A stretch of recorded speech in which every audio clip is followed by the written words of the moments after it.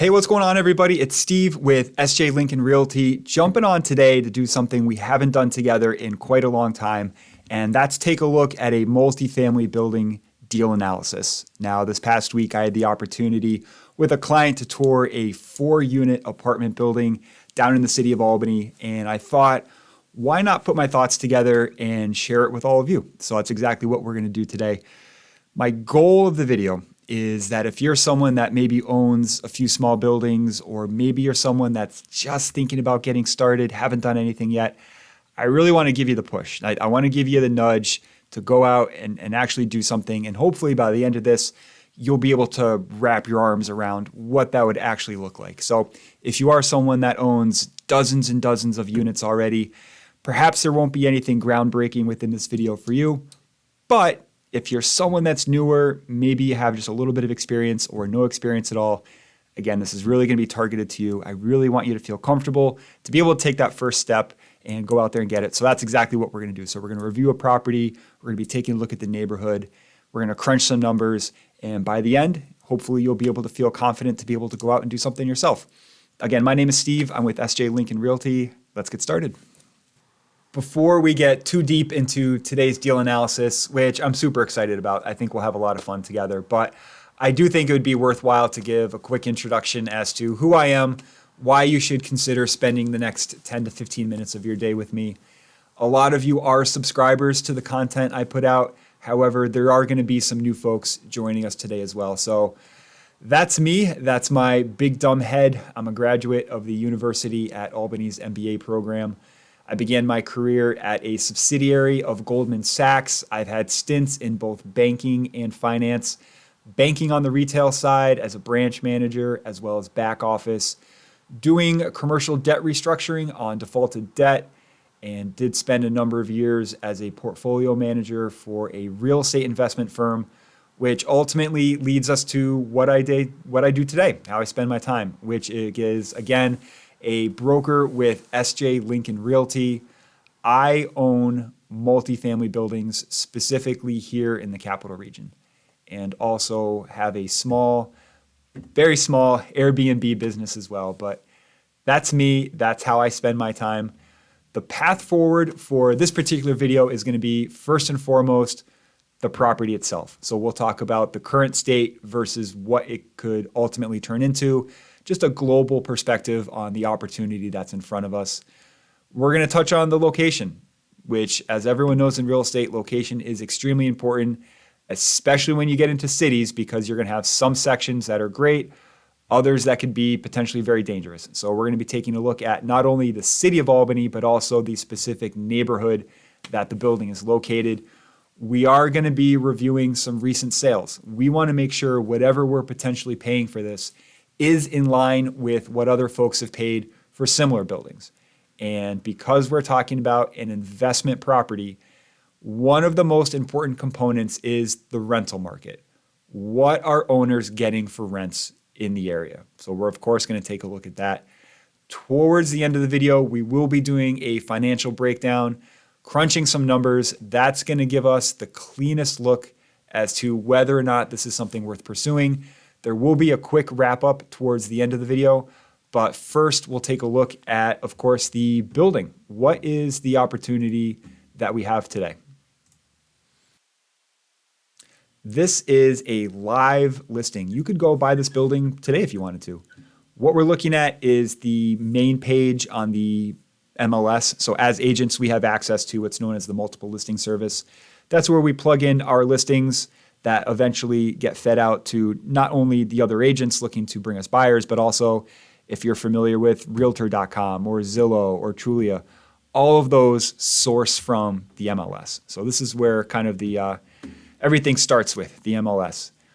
Things I like to key on are, first and foremost, well, how many units are we dealing with? This is a 4-unit apartment building. Here's something that jumps out, occupancy. We have 4 vacant units, which is either great news or it's a deal breaker. And the reason I say that is because as newer investors, we are overwhelmingly going to be using bank financing to purchase properties. We're not paying cash.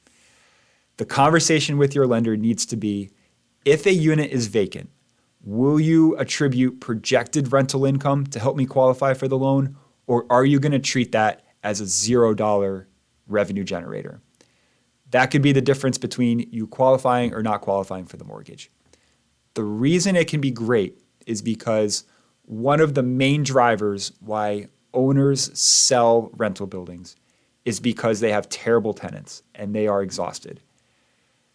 This is not one of those situations where this building is completely vacant. So if you were to purchase this, you could handpick more or less your tenants after closing to move in. You're not inheriting someone else's headache. So that's either, again, a huge plus or a massive negative if it means you can't qualify for the mortgage. So the takeaway there is have that conversation with your lender up front. That way there's no confusion as you go forward and start viewing buildings. I also want to know how long it's been on the market. Here we have 6 days or less than a week. That's important because if you have something that's been on the market for, let's say, 60 days or 90 days, you might have an owner that's getting a little bit frustrated. Maybe they're getting a little bit nervous. They want to exit. The price at that point is typically going to be a little bit more negotiable than if you're less than a week on market. There's really not that push to get it out the door when it's the first week versus 60 to 90 days. So that's something you want to look at. I also want to know what we're going to be paying in taxes. And depending on where you are in the country, this is either going to be shocking on the high end or potentially out in California. I understand you guys have some pretty nasty taxes out there, but the annual taxes on this property are close to $13,000, which even for Albany is going to be super, super on the high end. So that is over $1,000 a month going out the door. And the thing with property taxes are that they generally don't go down. They go up. So that's not an expense you can say, next year it'll be 10% less. No, it's only going up. So we have, we know the status of the vacancy of the units. We know the tax amount. We know it's going to be a fairly new listing. They did include projected rents. Typically you want to do your own homework on this because they're not inclined to give reasonable numbers. Typically, these are going to be a little bit inflated. Now, we don't know that for sure. Possibly this is what they were receiving previously before folks moved out, but always, always, always do your own homework. It's nice that this is included as an estimate, but it doesn't substitute for what your own research tells you to be the case. Next, we'll take a quick look actually inside. So as I had mentioned, I did take a tour of this property. So we'll now jump to a brief video from that tour. Here we have a shot of the exterior of the property along with a brief tour of the larger of the 4 units. And the main takeaway here is going to be we're not living in luxury. These are very, very basic units. Windows appear to be original to the house. Hardwood floors look nice. However, the kitchen flooring and appliances are pretty standard. What we want to keep in the back of our mind is that do we have an owner that was hesitant to spend money on upgrades when it was needed, or is this appropriate for the neighborhood? When we start reviewing comparable sales, do they match up with the quality that we're seeing here today? Let's now pivot to talk about the location where the building is located. Now, when we're judging a geographic area, there are 3 main pieces of criteria that I'm most interested in. That's going to be the crime rate, the school district, and the population. Now, people that are familiar with New York State know that we're experiencing negative net migration, meaning more people are leaving New York than are coming in. So when we look at population data, we're expecting to see something similar for Albany than we would for the state as a whole. Whether it's for this particular exercise or any investment you're looking to take on, if you see massive decreases in population, that should be a huge red flag, because to me that says large employers are leaving the area, nobody's coming in to fill the void. Again, large-scale decreases in population should be a warning. This is going to take us to the census website from the U.S. government, and this is going to be contrasting 2021 versus 2020. We do see a slight decrease in the population for Albany County.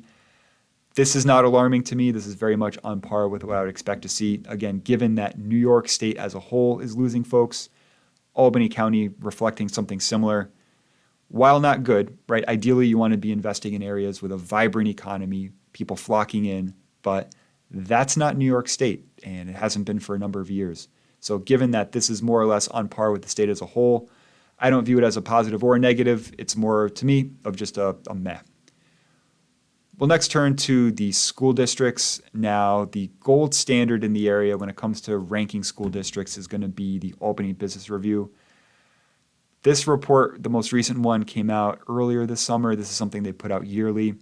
Of the 84 districts that they ranked, Albany finished number 80.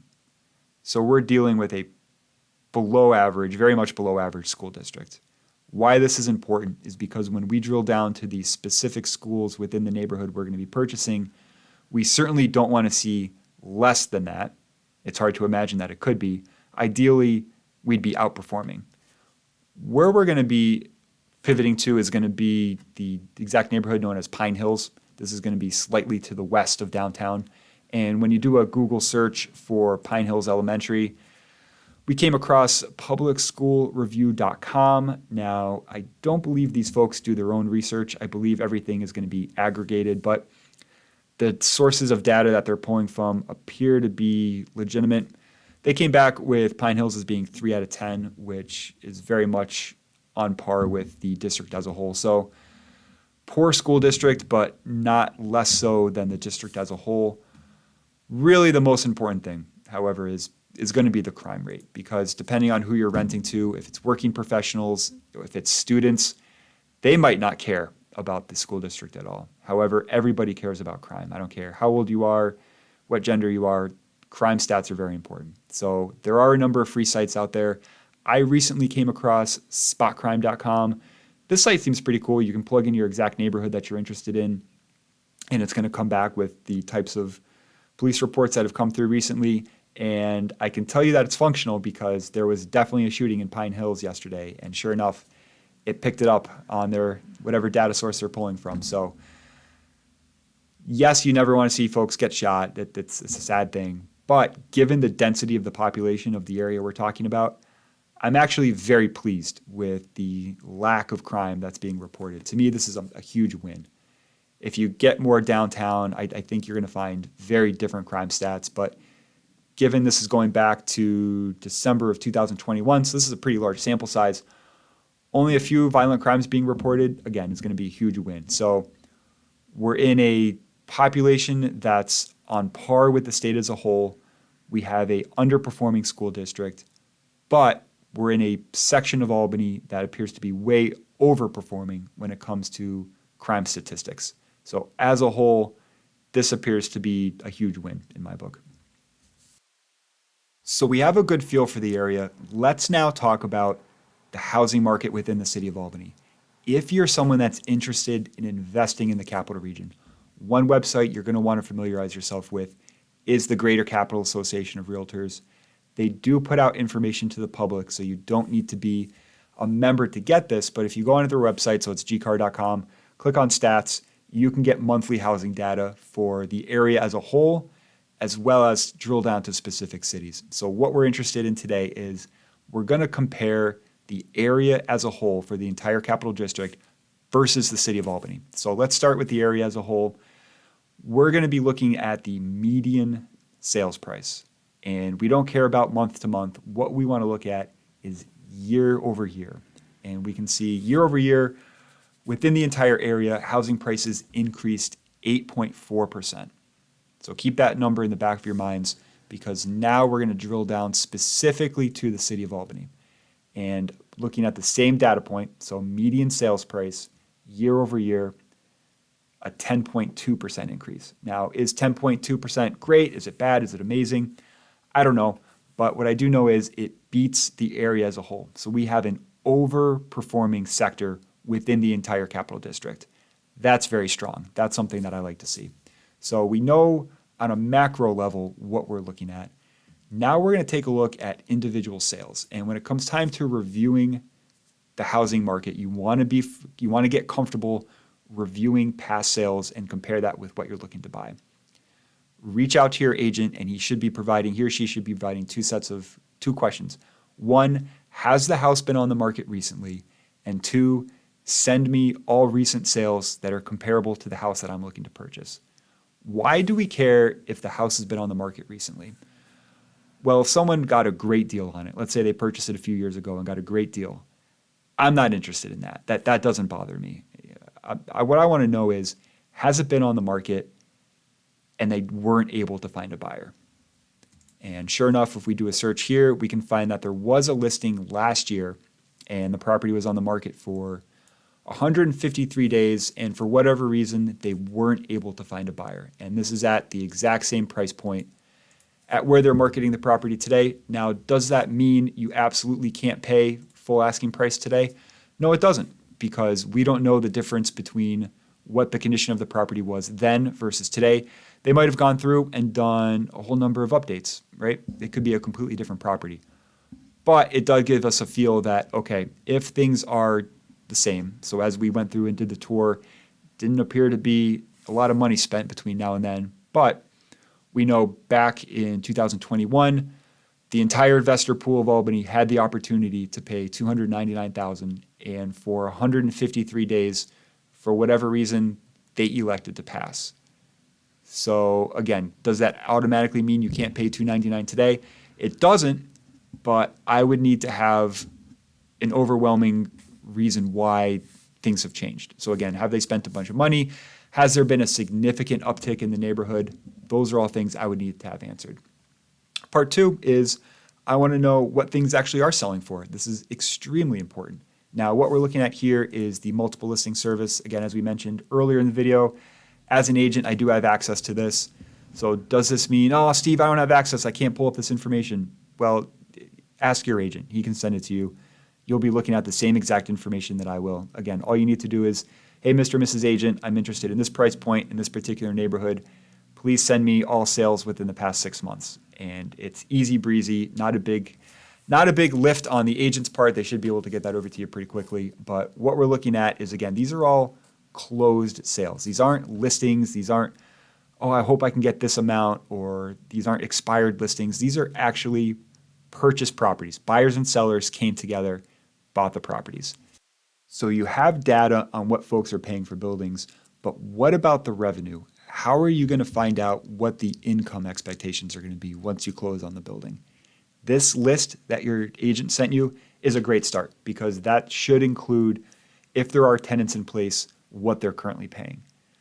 Keep in mind, this is all stagnant data though. If you want something that's live, what folks are currently paying, I like Facebook Marketplace. Now, this is slightly price dependent. And what I mean by that is, if you're doing something that's luxury, if you're doing something that's going to appeal to high income earners, typically owners of those types of units are going to be hiring real estate agents who are going to be sourcing those listings on the MLS. If you're doing something that's middle income, lower income directed, that's going to be more of your apartments.com, your Facebook Marketplace. You can try Craigslist. I think that's pretty much dead at this point, but I like Facebook Marketplace. I think that's a great data source, and it's super easy to use, and there are a lot of listings to look at. So here we are in the neighborhood, and it pulls up a list of everything that's currently available at pretty drastically different price points. We see individual rooms as low as $365 up to north of $2,000. We do see a number of individual room rentals. Now, what the heck is going on? Well, because you did your due diligence on the area, you know this is a college area. And sure enough, we see the College of St. Rose to the north. We see Russell Sage College to the south. We're going to be right in that sweet spot, right in the middle there. So you have an option. You can do the student rental route, or you can do your standard year-long lease. I'm not here to tell you one way or the other which way is going to make the most sense for you.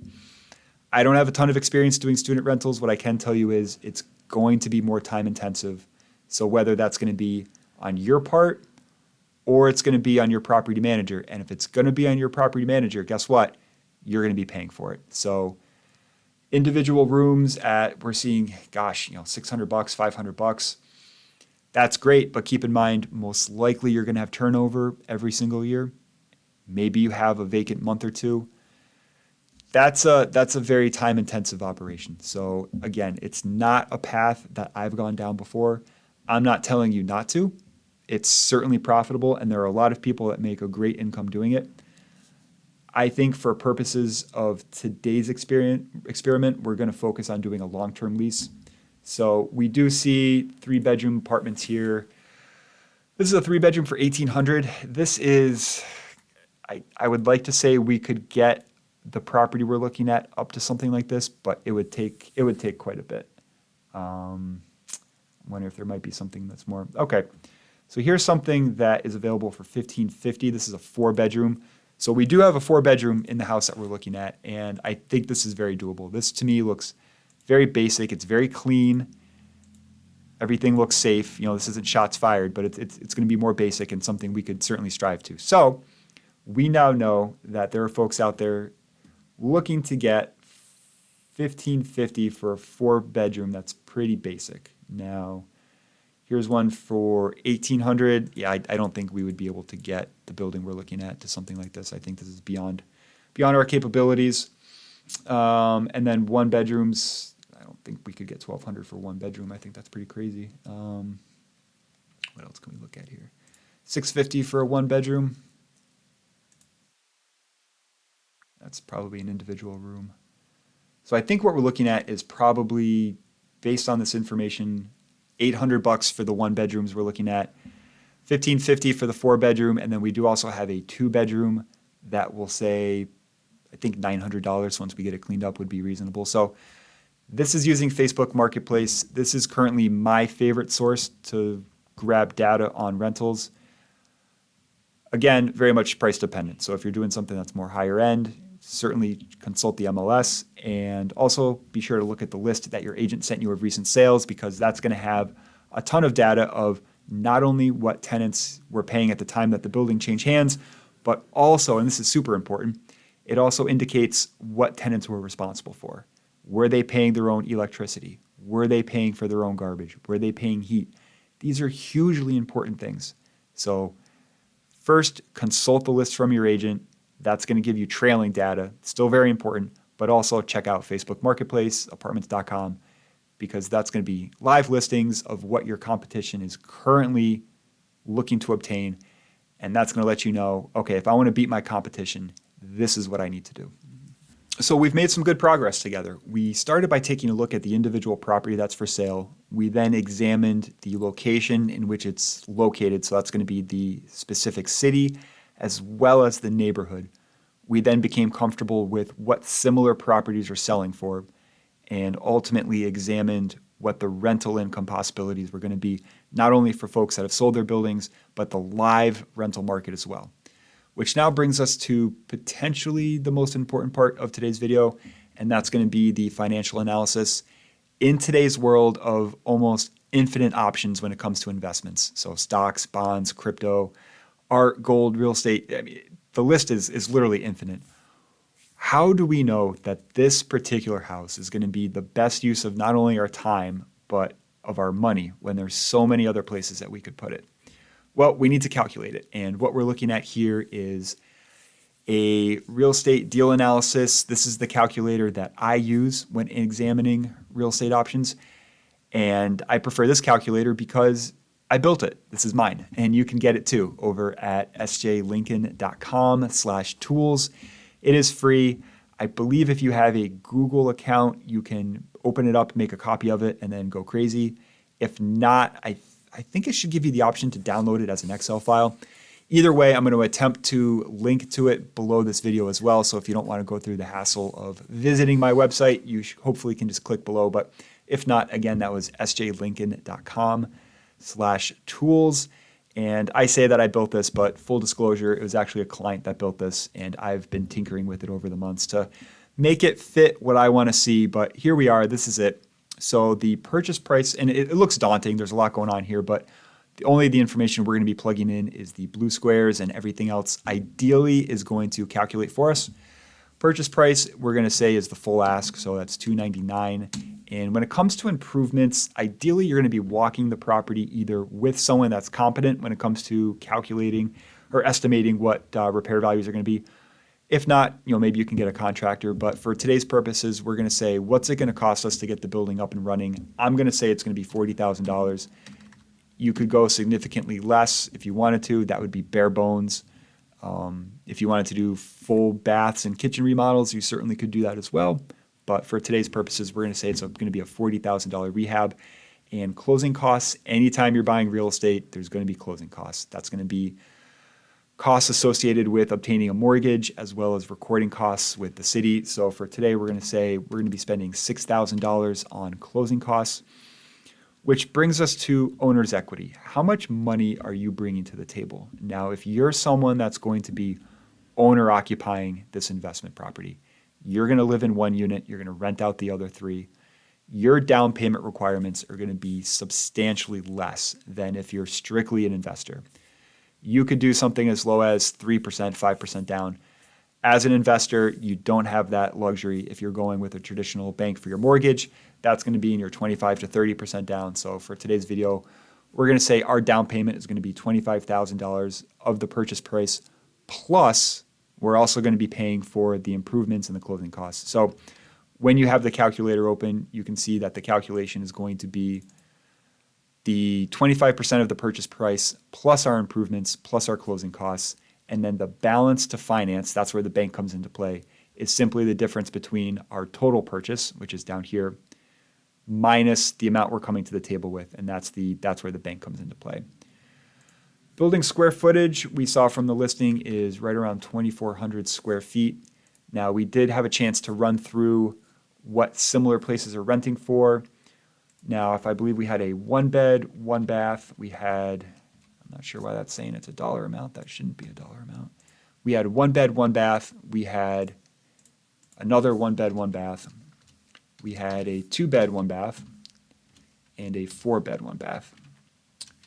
And we're going to say the one bedrooms are going to rent for $800 a month. The 2-bedroom is going to rent for $1,100. And we saw that one listing for the 4-bed, 1-bath that we said, yeah, that looks pretty reasonable. We could get to that. They were advertising that for $1,550. So that's what we're going to target as well. There is no other income. I don't believe we read anything about laundry services on site or sheds or anything like that available for tenants to rent. So there is not going to be any additional income. So when we have a fully functional building, we're expecting to bring in $4,250 a month. We have a unit count of 4. This is a 4-unit apartment building. The interest rate fluctuates quite a bit these days. We're going to say it's going to be 6%, and we're going to be borrowing this money for 30 years. As you can see, as the more numbers you start to put in, the more of the calculation it starts to do for you. Operating expenses, so we're in a period of extremely high inflation at this point. What this is asking you is year over year, how more expensive on a percentage basis is it going to get to run this building? So how expensive are your taxes going to get? How much are they going to go up every year? How much is it going to cost you to buy a new water heater, buy a new roof? Obviously, inflation at 9% today, that's not going to be hopefully the case forever. I think 2% going forward is reasonable. That's going to be not only our expenses, but also the rate of rental increases. I mean, you could say 3 if you wanted to. There's no real wrong answer here. I think if you were estimating north of 5 for the next 4 to 5 years, that's probably a bit on the aggressive side. One other thing to mention, this is based on a 5-year hold. So when I'm looking at a real estate investment, I'm interested in the next 5 years. That seems to be pretty common with folks. And then after the 5 years, they can say, well, have we done everything to this building we possibly can? If so, it might be time to exit and look at different opportunities. So again, this calculation is going to be based on a 5-year hold. So we did say that we're going to say year over year increases both to rent and to our expenses is going to be 3%. Vacancy. There will be sellers that will try to convince you this building is amazing. You will never have a vacancy. Everything is always full. There's such a strong demand. You are going to have vacancy. It happens. Whether somebody moves out and maybe it's the dead of winter, you can't get someone in next month, or heck, maybe they just stop paying for a couple months. That certainly can be the case too. So you could go anywhere from 6 to 10%. I go 8%. But the correct answer is never 0. You will have vacancy at some point. So make sure you plan ahead for that. Repairs and maintenance. When it comes to that, I typically like to do $50 per month per unit. And that seems to be pretty safe. Now, there are a lot of folks out there that will tell you that's setting aside way too much, that you really don't need to go that high. I don't know. I think that's pretty good. So we have a 4-unit building. I want to set aside $50 per month. So we're going to say equals 4 units times $50 a month. So per month, we're going to be setting aside $200. Again, there are folks that are going to tell you that's way too high, but to me, that seems pretty reasonable. Property management. You may say, I'm managing this building myself. I'm not paying a property manager. $0. Okay. What happens if you take a job across the state or you become incapacitated somehow? You can no longer care for the building. Well, if you didn't account for a property manager on the front end and you can no longer justify holding the property, you're in a bit of a pickle. So what I'm saying is don't buy a rental property if it cannot support a property manager. You're going to be paying them, if you're going short-term rentals, so we're talking Airbnbs, you might be paying north of 30%. If you have a large portfolio that you can put in front of them and kind of entice them for a discount, maybe you can get it down to 7%. We'll say 9% for today's purposes, and that's going to be 9% of collected revenue or anticipated revenue. So that's going to be your rental income. Taxes, we learned, were just shy of $13,000. Insurance, if you're going to be owner occupying it, you're going to be paying roughly 50% less-ish than if this is going to be strictly an investment property. Also, you always want to make sure whether or not you're in a floodplain. Now, this is going to be the city of Albany, so that's not something we're going to run into, but that is something you're going to want to familiarize yourself with. So check out FEMA has flood maps on their website. Always call your insurance provider before you close to see if they'd be willing to give you a quote. That's always a smart thing to do. There's no downside for that. But today we'll say the insurance is going to be $3,500. Water and sewer is going to depend on your municipality. And for today's purposes, we'll say we have a 4-unit building. So let's say it's per month. I think typically they bill quarterly, and I'm anticipating something like a $200 quarterly. So maybe it's what's that, like $90 a month, we'll say for that. Utilities, so that's where you want to pay super close attention to the listing, and specifically the part that says what the tenants pay for and what the owner is responsible for. So this is going to be your gas, your electric, your cable TV, your wireless internet.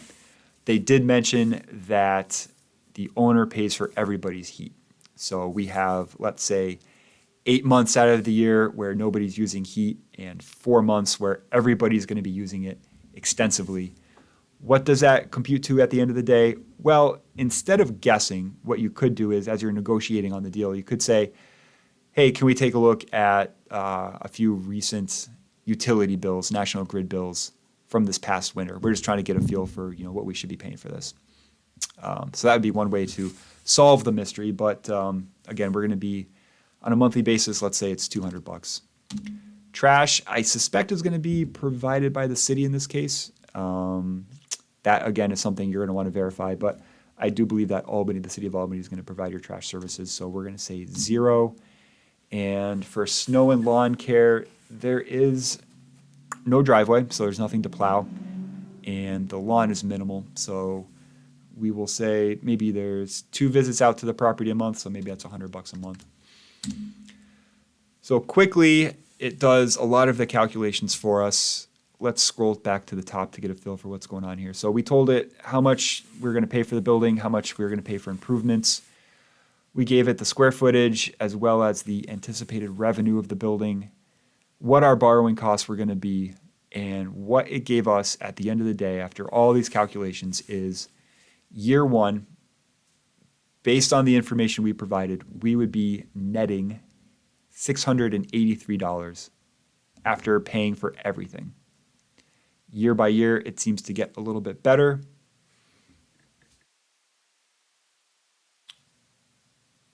We'll then jump to the last tab here. This is where it's going to be a little bit of guesswork on your end. Again, we're talking about a 5-year hold period. What is your building going to be worth 5 years from now? Now, You can look at historically, okay, Capital Region housing has appreciated, let's say, 3% year over year. We know we're paying $299 on the front end, plus we're going to be putting in $40,000 on top of that. So ideally, it's certainly not going to be worth less than that. We will say 5 years from now, the building is going to be worth $375,000. Is it going to be worth $375,000? I don't have the slightest idea. What I do know is that there are more people looking for rental properties than there are rental properties available. I would be very surprised if we saw any type of a decrease. That would be very much against the trend and history of prices appreciating. Is it going to be worth 400? I don't know. Probably not. That seems a bit much for the area. But I think 375 is a reasonable expectation. Again, given that we're going to be making these units, we're going to be buttoning up the operation. So in the event that the building 5 years from now when we go to sell it is going to be worth $375,000, what does it look like as an investment when we sell it? Well, there are going to be costs associated with that. That's going to be paying your real estate agent. That's going to be paying your attorney to represent you. So on the agent end, that's going to be a hefty part of the selling cost, but we're going to say it's going to be 7.5% of the sales price roughly is going to be what you can chalk up to costs associated with selling the building. So after you pay those costs, you're going to be left with just shy of $350,000. Now you still do have a loan at that point. And what this is pulling from is saying at month 60, so at the end of year 5, how much is left on your loan? Which will jump to tab number 2.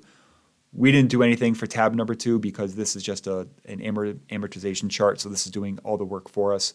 But essentially, if you were to scroll down, period 60, that's going to be month 60. What is our loan balance at that point? 208,647, and sure enough, that's what's pulling there. So we have sale proceeds of 346. We need to back out what we still owe the bank at that point, which leaves us with equity of 138. During the 5 years, we had a total cash flow of $8,600. Now, what does this mean? Well, if we take a look at the analysis, year by year, we can see the cash flow. So this was the money left over after we paid for everything. And if you were to sum all of this up, that gives us the $8,600. So we take, for the anticipated total return, we're telling it that we earned $138,000 at the time of sale. We had $8,600 worth of cash flow during the entire 5-year period. And from that, we need to subtract F16. Well, what the heck is F16? F16 is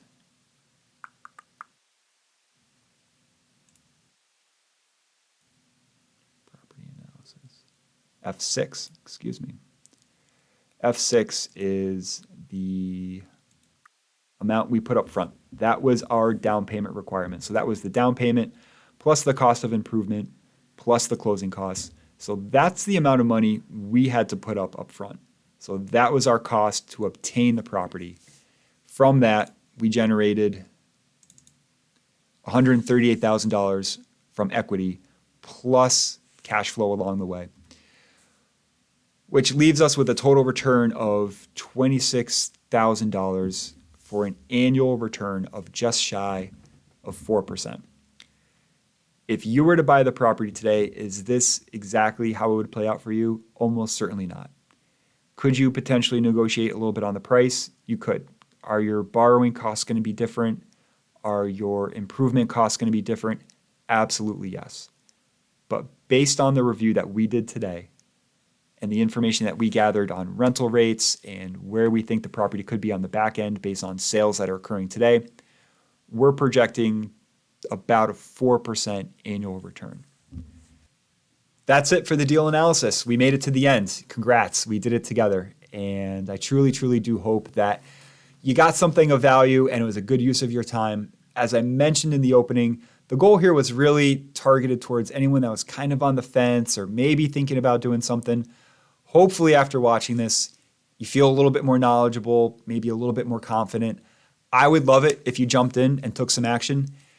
If after watching this, he said, it was good, but I wish he elaborated more on this or completely left out this section, the best thing you could possibly do is leave a comment in the section below and let me know, because I promise you, if you're thinking it, not only do I want to know about it because I'm going to be doing a lot more of these videos and I want to make sure they're as good as possible, but also other people are probably thinking the same thing. So again, if there's something you think could be improved upon, something you want more of, best possible thing you could do is leave a comment in the section below. If you want more Steve, if you like the video and you want some more, well, I got a couple avenues for you. The most active on the social platforms is going to be Instagram. That's SJ Lincoln Realty. If you're a reader, I got a newsletter for you, sjlincoln.com/join. It is completely free, goes out about twice a month. We don't sell your email address or anything like that. So again, sjlincoln.com/join. And if you're a podcast fan, yup, you got it. I got you covered there too. The Expected Returns Podcast. It's on all the major platforms. So again, we'll run through that. SJ Lincoln Realty on Instagram, The Expected Returns Podcast on all the major platforms, and sjlincoln.com/join for the newsletter. Please let me know in the comment section what you liked, what you didn't like. I'm going to be doing more of these, so please let me know. Hope you got something out of this. Have a great day. We'll talk again soon.